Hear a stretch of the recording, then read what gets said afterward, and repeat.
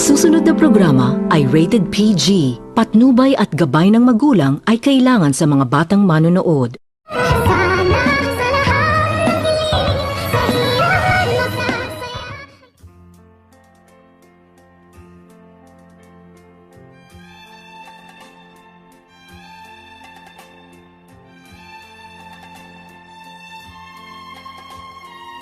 Katapos sa mga pangyayari na pinaalis na itong si Moira sa Apex Medical Hospital ni Dr. Tanyag, at hindi lamang itong si Dr. Tanyag dahil kinaladkad pa ito ni Giselle sa kadahilanan na labis-labis naman din itong nasasaktan itong si Zoe sa kanyang nakikita na wala na umano ang kanyang mami sa Apex Medical Hospital, at natatakot din itong si Zoe na baka siya na umano ang susunod kapag malaman umano nito ng kanyang daddy na hindi umano sila totoong mag-ama.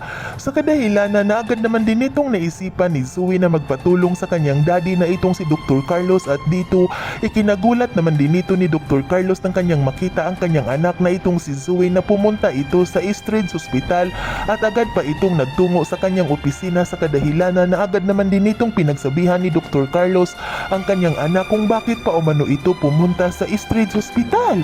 Ngunit hindi nito napigilan ni Zoe ang kanyang sarili at umiyak ito sa harapan ni Dr. Carlos, at agad itong nagsalita itong si Zoe at sinabihan nito ni Zoe ang kanyang daddy na tulungan umano ito dahil malapit rin umano itong mawala sa Apex Medical Hospital at wala umano itong mapupuntahan itong si Zoe. Kung kaya't ikinagulat naman din nito ni Dr. Carlos ang kanyang naririnig galing sa bibig ni Zoe, at agad naman itong sinabihan ni Dr. Carlos itong si Zoe na hindi umano pwede ang mga sinasabi ni Zoe sa kanya dahil masisira umano ang kanilang kasal ni Lynette, at dito agad naman din itong nagmamakaawa itong si Zoe na wag umano nitong pabayaan ni Dr. Tanyag itong si Zoe dahil wala na umano itong ibang matutuluyan pa. Alisin na rin umano ito sa Apex Medical Hospital, at dito agad naman din itong sinabihan ni Dr. Carlos itong si Zoe na wala umanong makakaalam sa kanilang sikreto, kung kaya't galingan umano nito ni Zoe pagdala ang kanyang sarili, at kailangan umano nitong makuha ni Zoe ang loob ng kanyang tita Giselle, at hindi lamang umano ang loob ng kanyang tita Giselle at pati pa umano ang loob ng kanyang lulo na itong si Don Pipi.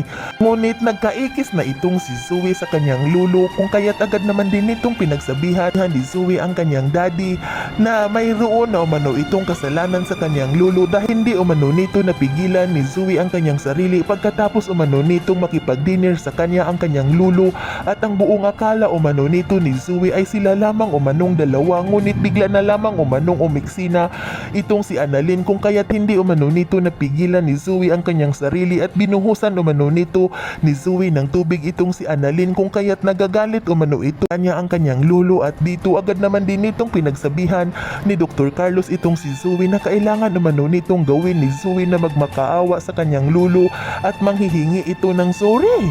Yan ay ating aabangan sa susunod pa na pangyayari sa kaganapang ito ng abot kamay na pangarap. Huwag mong kalimutang isubscribe at i-hit ang notification bell ng aking channel.